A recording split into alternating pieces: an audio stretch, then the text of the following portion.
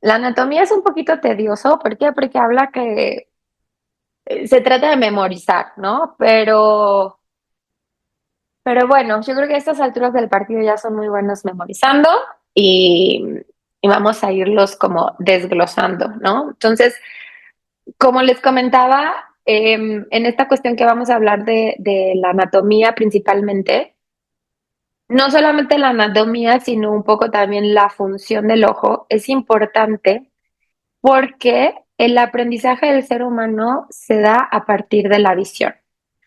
Desde que nacemos, el desarrollo psicomotor está dado por la visión. Esa es la razón por la cual es muy, muy importante hacer una muy buena evaluación desde el nacimiento. Sobre todo pacientes eh, que tienen algún tipo de retraso psicomotor o retraso del desarrollo, siempre tenemos que descartar algún problema visual. Hasta hace poco se incluyó dentro de los tamizajes de recién nacido la evaluación del fondo del ojo, pero es algo para que ustedes lo tengan en cuenta. Entonces, es un pequeño como dato eh, cultural, ¿va? Entonces, de lo que vamos a empezar hablando ahorita es sobre la órbita. Y si en el Inter tienen alguna pregunta, lo que sea, prefiero que me interrumpan, que levanten la mano y ya la resolvemos en ese momento. Entonces, hablando de la órbita lo que es este conjunto de huesos que van a estar protegiendo al ojo, que es esta estructura que aunque es muy pequeña, es uno de los órganos más complejos que existe en el cuerpo humano. Entonces, podemos observar aquí que la órbita va a estar conformada específicamente por cuatro huesos. ¿Ok? Vamos a tener lo que sería el techo de la órbita, vamos a tener la pared lateral de la órbita, el piso de la órbita y la pared medial del órbita. ¿Ok? Entonces, si se fijan aquí, la tenemos en diferentes colores para que sea más fácil para ustedes evidenciarla, pero bueno, esto es lo que sería la órbita. Y si se fijan, dentro de la órbita vamos a tener lo que es el globo ocular, así como muchos de los órganos vitales están protegidos por ciertos huesos, en este caso sería la órbita. Aquí vamos a desglosar cada uno de estos cuatro huesos que les acabo de comentar. El primero que es el techo, y el techo va a estar conformado por estos huesos, lo que sería el frontal, el ala menor del esfenoides, y vamos a tener dentro de ellos lo que sería la fosa de la glándula lagrimal y lo que sería la tróclea, ¿sí? Eh, Como segundo, vamos a tener el piso, y del piso va a estar conformado por el maxilar, el palatino y el cigomático, y dentro del piso va a pasar lo que sería el canal infraorbitario. Como tercero, la pared lateral, y de la pared lateral vamos a tener al cigomático y al ala mayor del esfenoides, y por la pared lateral va a atravesar el tubérculo de Whitney. Y la pared medial va a estar conformada por el etmoides, por el lagrimal, por el maxilar, y por esta pared medial va a pasar lo que sería la fosa del sacro lagrimal. ¿Ok? Entonces, ahora vamos a hacer aquí como un pequeño zoom y vamos a ver estos diferentes huesos, ¿no? Entonces vamos a ver el cigomático y vamos a ver el palatino, el maxilar, el lagrimal, el etmoidal, el ala menor del esfenoides y el ala mayor. Y estos están en la parte prácticamente también posterior de la órbita. Ahorita vimos como todo lo que serían los laterales, pero si se fijan también tenemos aquí como el posterior. Después de eso, no sé si pueden observar aquí cómo tenemos unos agujeros, y estos agujeros es bien importante que los tomemos en cuenta. Aquí bueno, vamos a ver aquí las dimensiones promedio. Las dimensiones promedio es dentro de la altura del margen orbitario 40 milímetros, el margen orbitario 35 milímetros, la profundidad es de 40 a 45 milímetros y el volumen aproximado es de 30 cc y el volumen ocular en un ojo hemétrope es de 7,2. Entonces, si se fijan, es algo un poco más pequeño pero va a estar rodeado, ahorita vamos a ver, sobre todo de tejido graso que le va a dar ese como sostén al globo ocular. Ahora sí, vamos a hablar de los agujeros y las fisuras. Y estos agujeros, como les comentaba, son muy importantes porque estos agujeros son los que van a conectar principalmente a lo que es el músculos, pero también a nervios, que se van a encargar de darle inervación, irrigación a ese globo ocular. Entonces, vemos aquí los principales agujeros, ¿sí? Lo vimos aquí, que es desde la órbita y vamos a tener sobre todo a estas estructuras, ¿sí? Como sería el nervio lagrimal, vamos a tener el nervio troclear y el nervio frontal. Entonces, esto es importante sobre todo cuando tenemos alguna lesión craneal o sobre todo de alguna alteración de estas estructuras óseas, donde se pueden ver dañadas, sobre todo, eh, pues los nervios, ¿no? Donde se van a ver manifestados como ciertas parálisis de los músculos extraoculares o pérdida de la visión. Tenemos aquí los rectos, que sería este anillo que vemos aquí, y sería el recto superior, el recto oblicuo, el recto medial, el recto inferior y el recto lateral, ¿sí?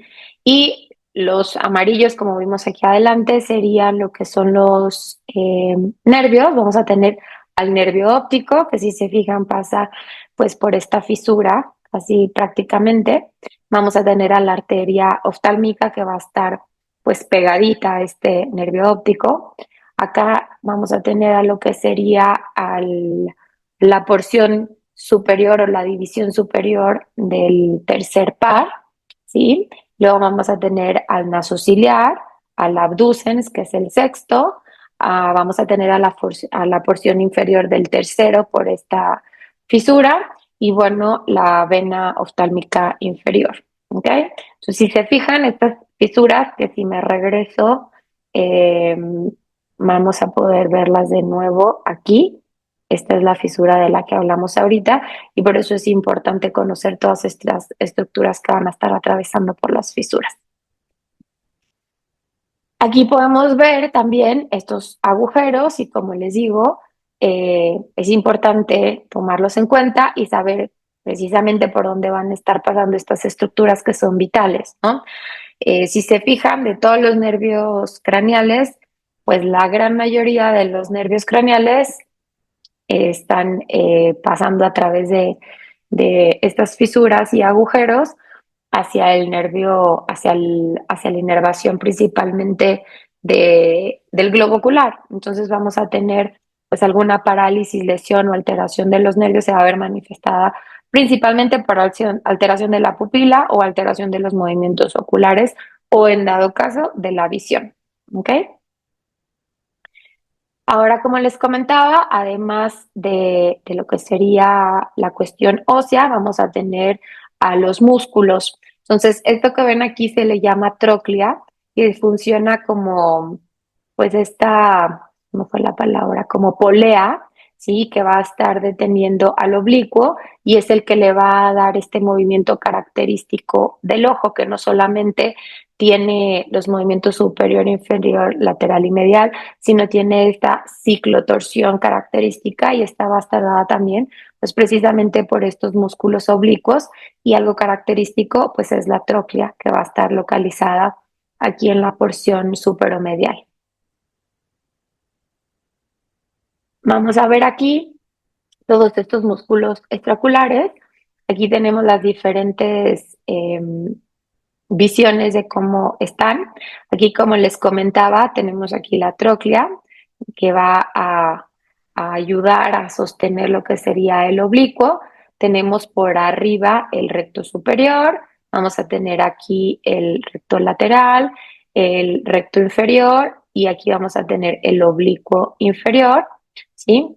Aquí tenemos otra visión, a lo mejor un poquito más clara, y todos estos músculos van a llegar y se van a unir en este anillo de zinc, que es el que mantiene a todos estos músculos, digamos, en el sostenidos, ¿no? Entonces es importante que conozcamos todos estos músculos y saber que cada músculo va a estar inervado por un diferente par craneal.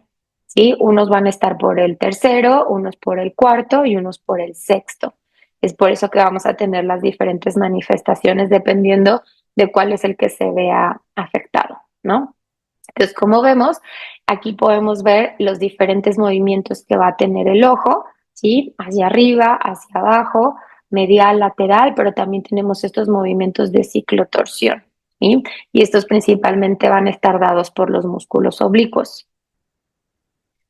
Ahora es importante también saber de dónde vienen, el origen embrionario de cada uno de ellos. Y si se fijan, cada eh, músculo va a tener un tipo de origen embrionario diferente y la inervación, como les comentaba, es diferente, ya sea tercero, cuarto o sexto. Ahora vamos a hablar un poco entrando hacia el globo ocular y el globo ocular va a estar dividido principalmente por capas. Hablando de la capa externa digamos que es como ese caparazón que tiene el ojo y en este caso sería la esclera. Vamos a tener la parte posterior y la parte anterior. De la parte posterior es la esclera principalmente y de la parte anterior, de la capa más externa, es la córnea. Y ahorita vamos a ir desglosando cada una de ellas. Dentro de las capas intermedias vamos a tener a la coroides y al cuerpo ciliar y el iris. Y de las capas más internas vamos a tener a la retina. ¿Ok? Y la retina la podemos dividir en la capa que es más como de origen nervioso y la de no origen nervioso. Y ahorita también vamos a ir desglosando cada una de ellas. ¿Hasta ahorita todo bien? Bueno, Sí, si no, doctora. perfecto. Esto les digo es un poquito tedioso porque es mucho de memorización, pero bueno, vamos a ir desglosándola poco a poco. Ahora, la vía lagrimal va a estar conformada por esta estructura que ven en la parte superior, es la glándula lagrimal principal. Y tenemos dos tipos de producción de lágrima. La producción de la lágrima que viene, digamos, de forma basal, la que se va a estar produciendo de una forma constante, viene de la glándula lagrimal principal que se encuentra en esta parte. Si ustedes se levantan el párpado superior y miran hacia abajo, van a poder observar a una de estas lóbulos de la glándula lagrimal principal. Tenemos las glándulas lagrimales accesorias, que esas van a estar en la superficie del ojo. Las glándulas lagrimales accesorias se encargan de la lágrima refleja. La lágrima refleja es esa que está dada, por ejemplo, cuando estamos tristes, cuando bostezamos, cuando entra algo adentro del ojo. Y esa, digamos que va a estar, como su nombre lo dice, de forma no constante, sino de forma refleja hacia ciertos estímulos. Después de la lágrima, de la glándula lagrimal principal, tenemos estos conductos que forman parte de lo que sería la vía lagrimal. En la parte superior e interna del párpado superior y en la parte inferior interna del párpado inferior vamos a tener aquí dos orificios. Estos orificios se conocen como puntos lagrimales. Estos puntos lagrimales se van a unir por un canalículo superior y un canalículo inferior y van a desembocar en lo que sería el saco lagrimal. Y este saco lagrimal va a después continuar en lo que sería la parte posterior o el meato medio de la nariz y después continuar en la garganta. Esa es la razón por la cual cuando nosotros cerramos los ojos, estos dos puntos se unen y funcionan como hacen succión y llevan toda la lágrima que tenemos en la superficie ocular hacia esta estructura que sería el saco y después a la parte posterior de la nariz. Por eso cuando lloramos, por ejemplo, nos escurre muchísimo la nariz y esa es la razón por la cual no estamos lagrimeando todo el día. ¿Okay? Entonces esto forma parte de lo que sería la vía lagrimal y es importante que conozcan cómo están estos canalículos y de dónde proviene la principal producción de lágrima, porque ya más adelante vamos a hablar acerca de ciertas patologías o alteraciones que van a generar algún problema en la vía lagrimal, ya sea a nivel de los canalículos, del saco o ya sea más posterior. Aquí, como les comentaba, vamos a tener la glándula lagrimal principal, las glándulas lagrimales accesorias que están, digamos, en toda la superficie ocular y van a ser lo que serían las células caliciformes, las glándulas de Krause y las glándulas de Wolfram. Y estas van a estar distribuidas en toda la superficie ocular. Los puntos lagrimales que les comentaba están en la parte interna, tanto superior e inferior, el canalículo superior e inferior, el saco lagrimal y el conducto nasolagrimal. Ahora vamos hacia los párpados, ¿no? Y cuando hablamos del ojo, es bien importante que tomemos en cuenta lo que llevamos hasta ahorita, que viene desde la órbita, desde los músculos, los nervios que obviamente van a inervar al ojo y también a estos músculos, lo que serían las estructuras de la lágrima. Y sobre todo es importante que lo tengamos en cuenta porque el ojo es una mucosa, ¿sí? Luego, sobre todo la superficie es una mucosa. Y como toda mucosa debe de estar húmeda y quien lo va a mantener húmedo es la película lagrimal. Para que una película lagrimal funcione adecuadamente, tenemos también que tener un buen funcionamiento de los párpados, ¿sí? Si ustedes se ponen a pensar, la superficie del ojo es la única mucosa del cuerpo que se encuentra expuesta al medio ambiente. Todas nuestras demás mucosas están cubiertas, ¿sí? Nuestra mucosa respiratoria, nuestra mucosa auditiva, todas nuestras mucosas están cubiertas, menos la superficie o la mucosa de la superficie ocular. Esta está expuesta a un medio ambiente hostil, a un medio ambiente que está lleno de alergenos, de contaminación, y que además el que se va a encargar de estar distribuyendo esta lágrima de una forma uniforme es el párpado, ¿sí? Entonces, eh, el párpado es muy, muy, muy importante para poder distribuir adecuadamente la película lagrimal. Entonces vamos a tener lo que sería el párpado superior y el párpado inferior. Y ahorita les voy a ir explicando también paso a paso como las diferentes estructuras. El párpado, aunque es muy delgado, está compuesto también de un músculo. Vamos a tener piel y músculo. Y dentro de estos músculos tenemos a lo que es el orbicular, ¿sí? Forma toda esta parte alrededor del ojo, el músculo elevador del párpado y también dentro del músculo elevador del párpado vamos a tener al músculo de Müller. Aquí podemos ver un corte sagital, donde vamos a ver precisamente lo que es esto que ven aquí, es el músculo, este es el elevador del párpado superior, esto es el Müller, y acá más posterior lo que sería el orbicular. Vamos a ver aquí lo que sería una imagen a grosso modo del globo ocular. Y haciendo como un pequeño recuento de lo que les comenté hasta ahorita, tenemos a la esclera, que sería como la parte blanca o el que forma el caparazón del ojo. De la parte anterior vamos a tener la córnea, luego vamos a tener la úvea, que es esta parte que tenemos aquí de la parte anterior, y la coroides, que es en la parte posterior, que sería la siguiente capa. Después de eso vamos a tener la retina y ya lo que vemos adentro van a ser ciertos contenidos que ahorita les voy a platicar. Esta es una histología de lo que es la esclera y como se pueden dar cuenta, la esclera prácticamente es colágeno. Vamos a tener también lo que es la epiesclera, ¿sí? Y vamos a tener ya posterior lo que sería el músculo. Y todo esto va a formar parte principalmente de este caparazón. La gran mayoría, o a ver, ¿quién me puede decir una enfermedad sistémica que podemos ver en el ojo de forma como súper común que no sea la diabetes? A ver si saben o se les ocurre o han escuchado de ciertas enfermedades. Hipertensión.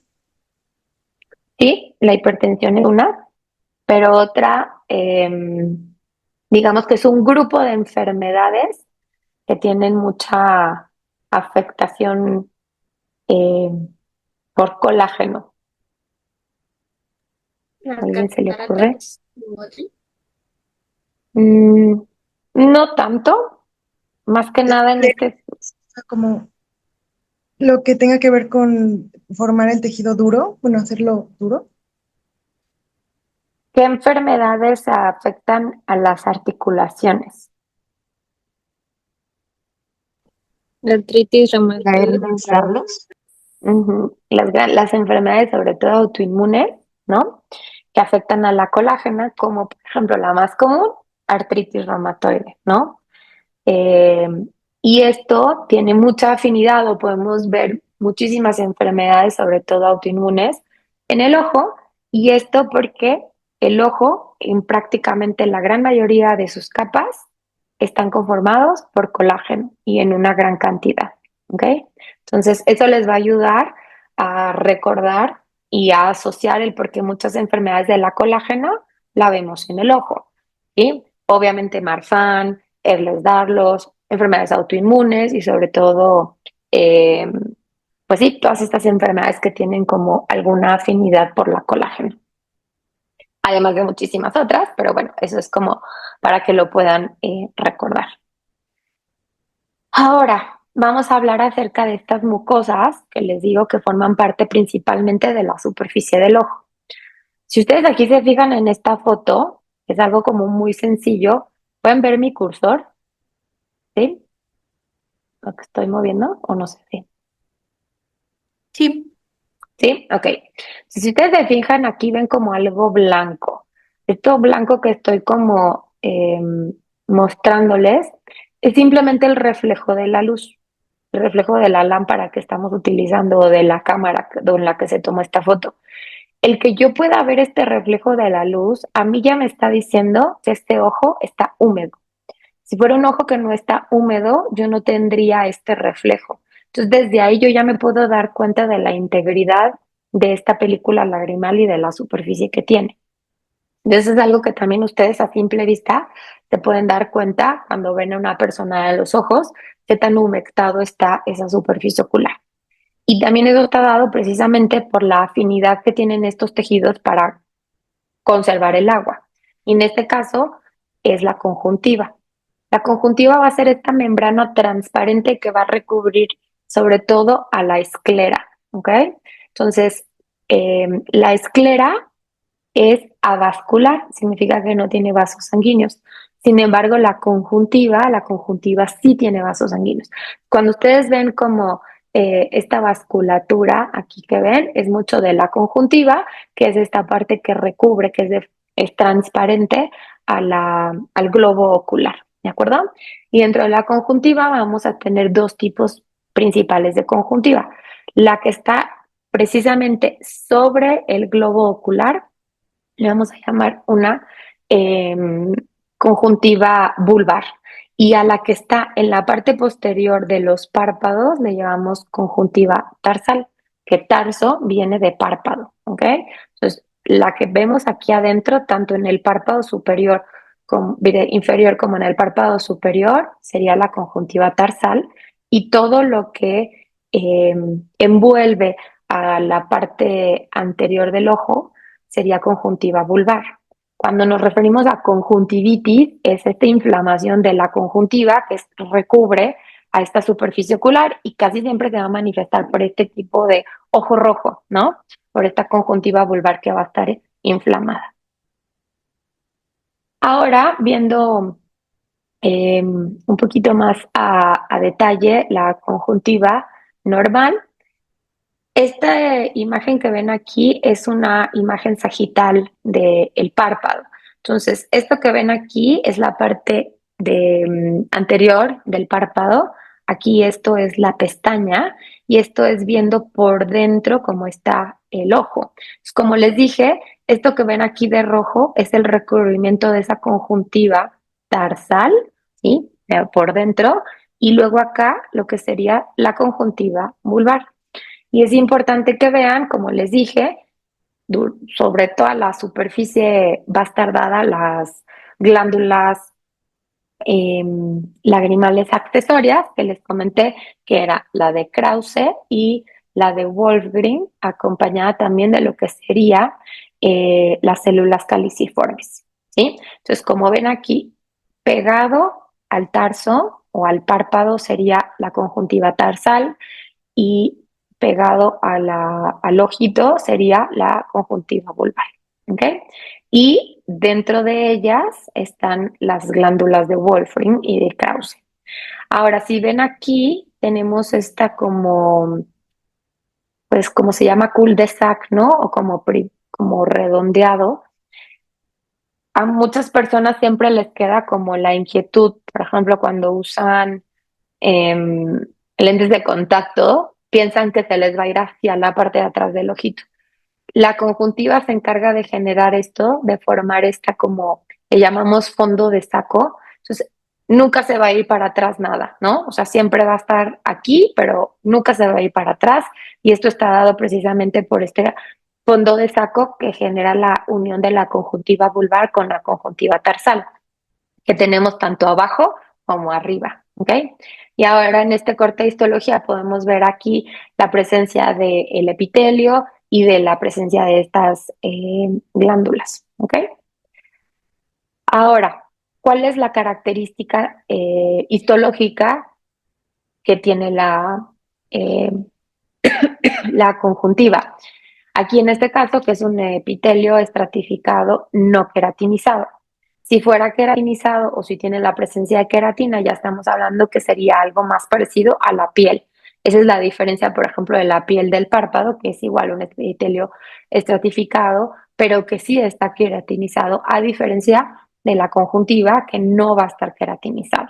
Si tenemos queratina dentro de la conjuntiva, ahí estamos hablando que hay un problema, que no es algo normal. Y algo que también va a caracterizar a a la conjuntiva es que va a tener la presencia de estas células caliciformes. Ahora, hablando del estroma de la conjuntiva, el estroma de la conjuntiva va a tener un tejido conectivo y, como les dije, va a estar vascularizado. Y es por eso que cuando tenemos alguna inflamación es muy evidente tener este típico ojo rojo, porque hay muchísimos vasos sanguíneos. Vamos a tener las glándulas lagrimales accesorias, que les comenté ya previamente, que son las de Krause y Wolfram. Y vamos a tener también unas criptas que van a tener dentro de ellas a las glándulas que van a encargarse de producir mucina. Y la mucina es algo muy importante que se encuentra dentro de la conjuntiva, porque la mucina se va a encargar o forma parte de una de las capas de la lágrima. Ya adelante les diré las capas de la lágrima, pero la lágrima tiene tres capas importantes, sería la capa de mucina, la capa acuosa y la capa lipídica. Dime, Yael. Ah, sí, disculpe, Doc. Tengo una duda. Entonces, ¿qué relación tiene con la epiesclera? ¿O es lo mismo? La, O epi- la epiesclera forma parte de la esclera. Epi significa arriba de, entonces es la capa, digamos, más superficial de la esclera. Pero vas a tener esclera, epiesclera y luego la conjuntiva, ¿ok? O sea, la conjuntiva va a estar protegiendo a la epiesclera, que sería una capa muy superficial dentro de la esclera. No sé si me bueno, es quedó que claro. ok. Bueno, es que justo me confundí porque leí algo que mencionaba que la epiesclera era tejido en realidad conjuntivo que separa la vaina o la cápsula de Tonen o de Tenon, me De parece. telón. De Ujú. Tenon, ajá, esa parte la separa de la esclera y que ahí están justo las arterias ciliares. Pero esto vendría siendo sí la conjuntiva porque no menciona la epiesclera como parte de la esclera en realidad. La epiesclera sí es la parte, digamos, más superficial de la esclera. Es esa capita que está vascularizada, que es arriba de la esclera, ¿no? Epi, acuérdate que por etimología significa arriba de Sí, esclera. La tenon forma parte, digamos, la parte, es una cápsula que está debajo de la conjuntiva. O sea, si yo abro conjuntiva, luego me voy a encontrar con lo que sería tenon. Si abro tenon, veo epiesclera. Y si me abro epiesclera, veo la esclera. Entonces, más que nada iría como en ese orden. Conjuntiva, cápsula de tenon, epiesclera y esclera. ok, ya me quedó claro. Muchas gracias, Doc. De nada. Ahora, hablando de otra de las capas superficiales, tenemos a lo que sería la córnea. Entonces, aquí en este dibujo, por ejemplo, Esto que ven aquí, que les estoy enseñando, esa es la conjuntiva. Esto que ves aquí en blanco es la esclera, que bueno, sí, epiesclera, o sea, tenón, epiesclera y esclera. Y esta parte de adelante que no está conformada o no está protegida por esclera es la córnea. Vamos a hacerle un zoom a la córnea y vamos a encontrar esta parte, ¿no? La córnea va a estar conformada por 5 capas. Dentro de esas 5 capas vamos a tener la primera, que es un epitelio, que sería esto que ven aquí. El epitelio está conformado por varias capas de células, como 5 capas de células, ¿sí? Este es el epitelio. El epitelio sí tiende a ser un epitelio que puede regenerarse. ¿Qué quiere decir eso? Que tiende a recambiarse, así como el epitelio que tenemos en la piel.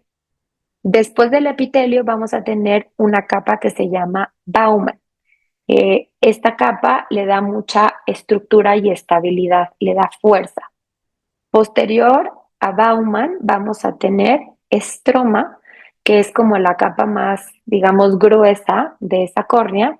Y lo que ustedes ven aquí de blanco es colágeno, que también vamos a tener un alto contenido de colágeno. Después del estroma, lo que ven aquí en verde es lo que se le conoce como Descemet, que también es extremadamente resistente.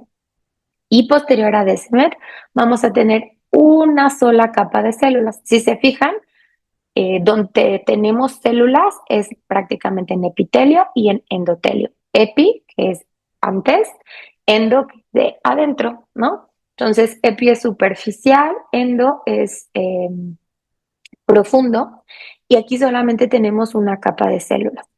Esta capita de células es la que se encarga de darle la transparencia y la función a todas estas otras capas, ¿sí? Ya más adelante les iremos diciendo cómo las diferentes patologías y cómo se llevan a dañar las estructuras de la córnea. Y la córnea, además de que tiene estas capas, es muy importante porque es transparente y es el primer lente, ¿sí?, del ojo, que va a hacerse cargo de poder transmitir no solamente que pasen los rayos de luz a través del ojito, sino de darle cierta graduación. Y eso lo vamos a ver en óptica. Aquí les voy a hacer otra vez el desglose, que sería el epitelio, Baumann, estroma, Descemet y endotelio. Si se fijan, voy a regresar acá. Las membranas son muy delgaditas, que sería Baumann y Descemet, pero Baumann y Descemet, a pesar de que son muy delgaditas, dan mucha estructura y fuerza a la córnea. Ahora, hablando de la uvea, sí, adelante. ¿Qué pasó? Doctora, yo tenía una duda acerca de, bueno, es que yo alguna vez escuché que si te rascas con mucha intensidad puedes incluso deformar la córnea, ¿eso es verdad? Sí, es muy importante no tallarse los ojos. Imagínate, ay, dejé de compartir, ¿verdad? O si estoy compartiendo. Esperen. No, sí está compartiendo. ¿Sí? Ah, entonces me salí de mi pantalla, perdón. Eh, no sé dónde está mi... Ah, ahí está, ahí se ve. Em, ¿Sí se ve o no se ve? ¿Se ve? Sí. Ahí está. Ok, súper. Sí, la córnea, el ojo es un globo, ¿sí? Ahorita si se fijan, estamos viendo como las diferentes estructuras, pero el globo ocular como tal tiene estas como caparazones, pero dentro está relleno de líquido y de gel. Entonces, cuando tú te tallas el ojo, estás moldeando a ese globo ocular y puedes generar, por ejemplo, astigmatismo u otras enfermedades al estar tallando los ojos. Entonces es muy importante que no generen este tallado porque sí pueden generar muchísimas alteraciones. La más común, pues, es astigmatismo, ¿no? Pero dentro de ellas, otras cosas más severas como sería el queratocono. Entonces, ahorita les digo porque el ojo tiene una producción de líquido y una eliminación de líquido para que haya un balance. Si ustedes tocan así su ojo, van a sentir un tono como de que no siempre es igual, y esto es porque se genera este balance de líquido. Entonces, si ustedes lo están estimulando, generan esta alteración. Y no solamente eso, cada vez que ustedes tocan su ojo, se doblan todas las estructuras, por ejemplo, el nervio óptico, las arterias y demás, que van conectadas al cerebro. Luego les voy a mandar unos links de unas resonancias magnéticas, que es impresionante, de ponen a pacientes a tallarse los ojos dentro de un resonador y, aunque no lo crean, se mueve incluso el cerebro a la hora que están manipulando su ojo. Entonces sí es muy importante que no lo hagan. Entonces sí, lo que escuchaste es cierto. Gracias. Ahora, vamos a ver qué sigue. Em, Tenemos la uvea, que serían como estas capas más internas que siguen protegiendo a las estructuras dentro del ojo. Y vamos a tener lo que sería la anterior, que sería el cuerpo ciliar y el iris, y a la posterior, que sería la coroides. O sea, aquí en esta imagen, por ejemplo, esto que ven aquí es el iris y esto que ven acá es el cuerpo ciliar. Y si se fijan, si lo siguen, acá, esta capa que ven acá, es lo que sería la coroides, que está protegiendo a la retina, ¿sí? Entonces, si se fijan, ya están más adentro que la esclera y que la conjuntiva, ¿sí? Entonces tenemos conjuntiva, tenon, esclera y coroides. Ya más posterior, aquí adelante vamos a tener conjuntiva y lo tenemos aquí córnea y adentro tenemos iris y cuerpo ciliar. Entonces, esto también es importante porque vamos a ver más adelante cómo tenemos cierto grupo de enfermedades que se conocen como uveitis, que se van a caracterizar por inflamación de estas estructuras que están dentro del ojo. Y también se asocian con muchas enfermedades sistémicas. Por eso es importante que conozcamos dónde están. Ahora vamos a hablar del cristalino. El cristalino es el otro lente que se encuentra adentro del ojo. Tenemos dos tipos de lentes que se encargan de que podamos enfocar los rayos de luz. El primero es la córnea y el segundo es el cristalino. Ahora, el cristalino va a estar formado también por diferentes capas. Entre ellas vamos a tener lo que sería la cápsula, vamos a tener también un epitelio, una corteza, un núcleo y una zónula de zinc. La zónula se va a encargar de, yo le digo que es como si fuera unas cuerdas de una hamaca que van a mantener a lo que sería el cristalino dentro del ojo y va a estar flotando recargado dentro de esta como hamaca. Y dentro del ojo, esta hamaca se mueve hacia adelante y hacia atrás y es la que nos va a dar precisamente la capacidad de enfocar tanto de cerca como de lejos. ¿Ok?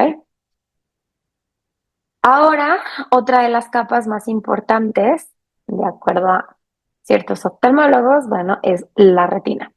La retina se conoce como una extensión del cerebro porque está conformada por tejido nervioso y por tejido neuronal.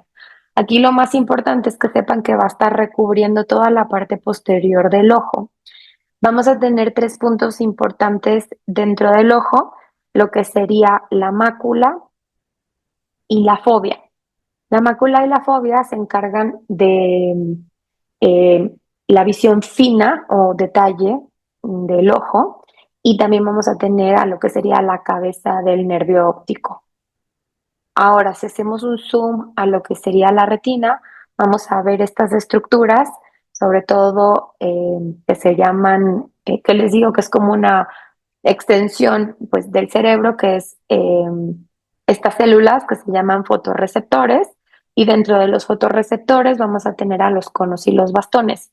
Estos fotorreceptores se van a encargar de darnos tanto la visión a color y también de darnos lo que sería la visión en blanco y negro y de darnos prácticamente este estímulo visual que va a estar dado primero por la estimulación de los rayos de luz dentro de estas células y estas células después van a encargarse de transmitir estos impulsos eléctricos a través del nervio óptico al cerebro para que podamos interpretar a esta imagen. Aquí voy a desglosar un poquito más lo que es la retina. La retina está conformada por 10 capas. Ahorita ya vimos las diferentes capas. Por ejemplo, la córnea tiene 5, ya vimos que el cristalino tiene otras capas, ya vimos pues un poquito más como a detalle. Aquí sí es importante que sepamos que la retina está formada por 10 capas. Aquí podemos ver estas capas histológicas y les voy a después mostrar una tomografía de la retina para que puedan ver cómo prácticamente empata a lo que se ve con una histología. Es impresionante lo que podemos ver hoy en día con este tipo de estudios, pero es importante que sepamos cuáles son y por qué están, ¿no? Entonces, eh, vamos a ver aquí, como les digo, la presencia de conos y bastones. Vamos a tener a lo que serían las células de Müller, las células horizontales o bipolares, a las células ganglionares, que van a luego irse a la capa de fibras nerviosas y a la membrana limitante interna. Sobre todo, por ejemplo, degeneración macular, diabetes y demás, que son como unas de las patologías más comunes. Eh, las podrán entender porque separan estas capas y al no estar estas capas juntas, la visión no funciona. Estas capas tienen que estar en contacto una con la otra para poder funcionar adecuadamente. Aquí les voy a poner una imagen típica del fondo del ojo. Entonces vamos a tener aquí lo que sería la cabeza del nervio óptico. Lo que vemos aquí son las arcadas eh, vasculares, ¿sí? Tanto arterias como venas. Y en esta zona que vemos un poco más oscura se encuentra la mácula. Y dentro de la mácula, este puntito como más brillante se le conoce como fovea. Este es el área de mayor visión o de visión más fina. Entonces esto sería como algo muy importante a determinar porque podemos llegar a tener ciertos cambios o alteraciones en la retina que si están fuera del área macular no tienen tanto impacto visual, pero si están dentro de esta área van a tener muchísimo más impacto visual. Ahora, como les dije, el ojo es un globo y va a tener cierto contenido, ¿sí?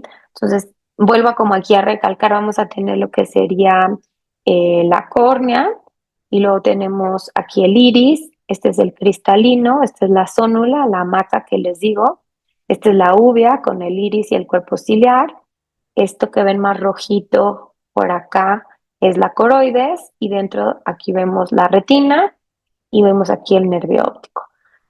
De la parte del posterior, o sea, del cristalino hacia acá, tenemos lo que se le conoce como humor vítreo, ¿sí?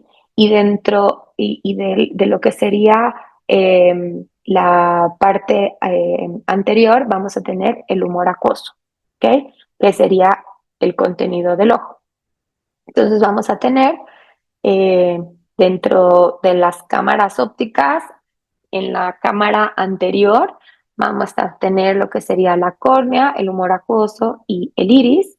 En la parte posterior vamos a tener la parte posterior del iris y el cristalino y el vítreo que sería o la cámara óptica posterior. Vamos a tener la parte posterior del cristalino y la retina.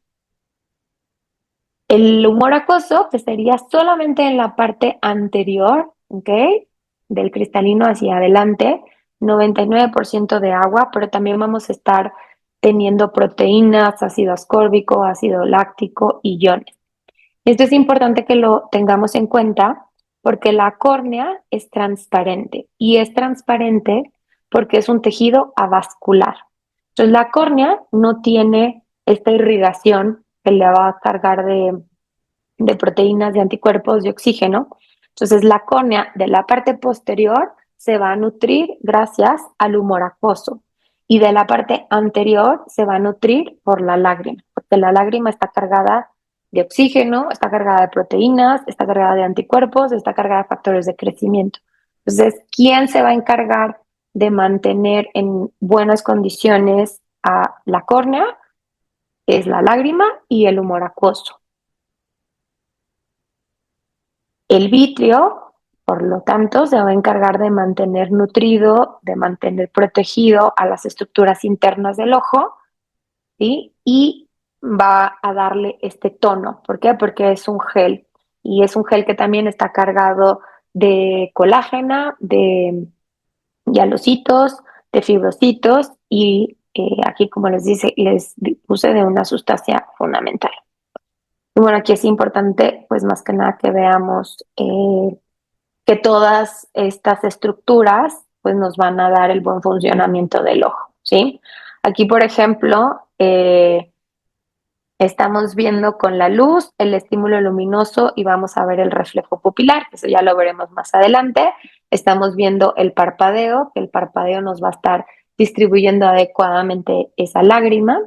Vamos a ver que también con el parpadeo se van a unir los dos puntitos lagrimales y estos puntitos van a llevar la lágrima y la van a drenar en la parte posterior eh, de la nariz. ¿Ok? Entonces, bueno, esto es a grandes rasgos lo que es la anatomía. Obviamente no les di como que con muchísimo detalle cada una de las estructuras, pero es importante nada más que sepamos cuáles son los huesos que forman parte de la órbita, cuáles son los agujeros esenciales y por qué son importantes conocerlos, que en este caso porque vienen los nervios más importantes, eh, tanto el nervio óptico que se encarga de la visión, como los nervios que van a estar inervando a los músculos para los movimientos oculares, así como las arterias y vía lagrimal, párpados, superficie ocular y las capas más internas, ¿vale?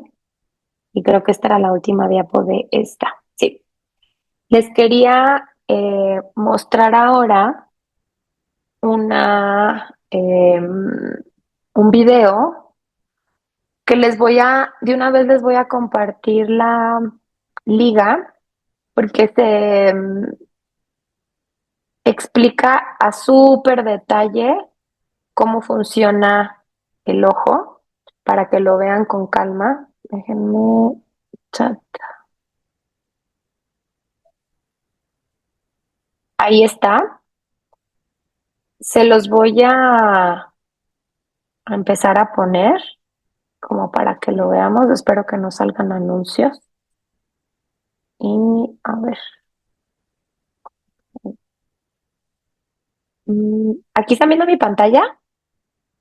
Sí, doctor. Sí, Ok, súper. Ahí ya se ve completa, ¿verdad? Sí. Ok. Entonces, no vamos a alcanzar a verlo todo, pero como que quiero que lo englobemos, ¿va?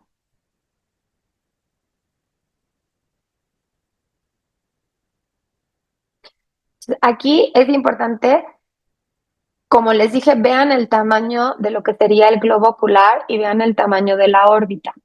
Entonces, todo este tejido, toda esta parte, digamos, que viene detrás del globo ocular es grasita, ¿sí? Entonces, imagínense que tienen como un colchón de grasa y el ojito está arriba y luego va a estar protegido por el tejido óseo, ¿ok?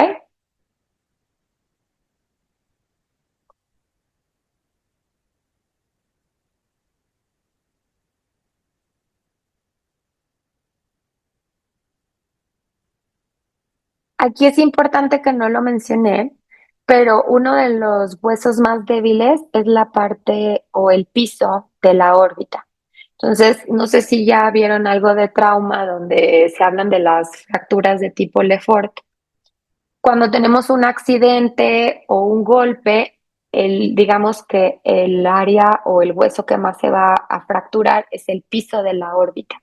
Y aquí es importante por eso que sepamos las estructuras, porque pasa el infraorbitario que le da sensibilidad al ojo, pero también porque aquí abajo se encuentra el músculo recto inferior. Y si el músculo recto inferior se queda atrapado, se va a lo que sería el seno y entonces podemos tener muchísimo reflejo vagal y tener desmayos, por así decirlo, o otras complicaciones, ¿ok? Entonces, es una de las áreas que más se fractura y si ustedes pasan su mano, pueden incluso ver dónde se encuentran esas fisuras a través del reborde orbitario y de igual manera, si tocan esta zona, pueden ver dónde se siente, dónde pasa la tróclea, ¿ok? Que también aquí, justo ahí se ve en esta imagen, esta fisurita, la pueden ustedes sentir si palpan su reborde orbitario. Y es importante, ya después lo verán en otras clases, cuando tenemos alguna fractura o algún golpe o un accidente, podemos justo valorar con solo tocar la integridad de ese reborde orbitario.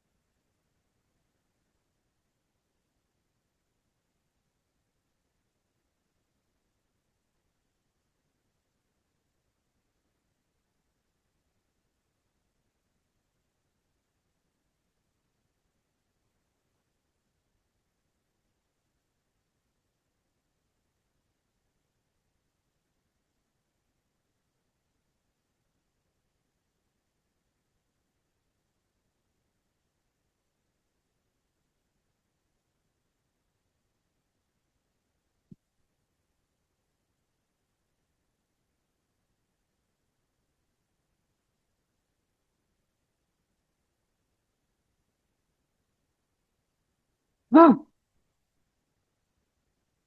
perdón, que tiene anuncios esto, ¿eh? No sé cómo se hace. Ahí está.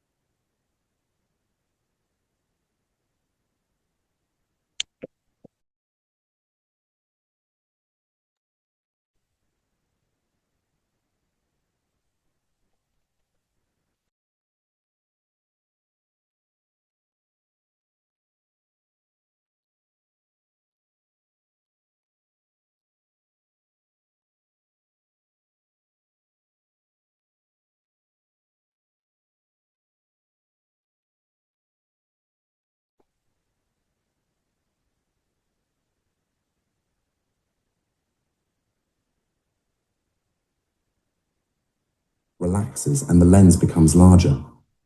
For objects that are close, the ciliary muscle contracts and the lens becomes smaller.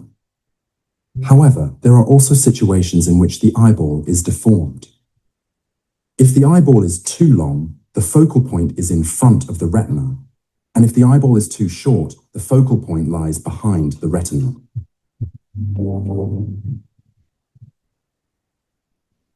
If the eyeball is too long, we speak of nearsightedness, and if it is too short, we speak of farsightedness. With farsightedness, the lens cannot shrink any further, which creates a blurred image. This is your brain when you're struggling to focus. And this is your brain when you're in the zone. But getting in the zone is... If the object moves further away, the image becomes sharp. If the object then moves even further away from the eye, the image becomes blurred again, but the lens can now widen accordingly, which makes the image sharp again.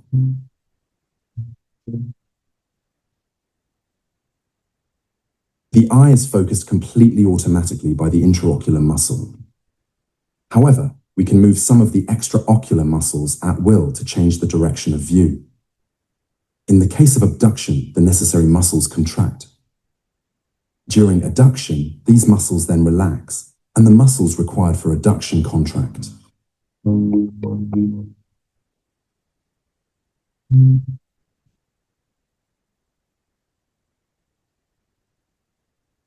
Here is a look at abduction and adduction from above.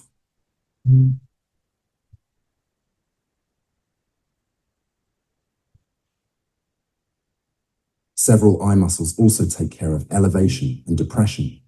However, these illustrations are very simplified.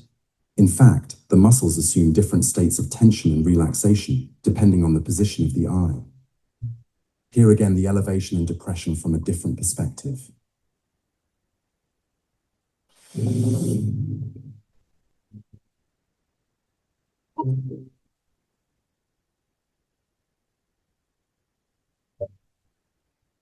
Top of the eye turns away from or towards the nose when we tilt our head slightly to the side.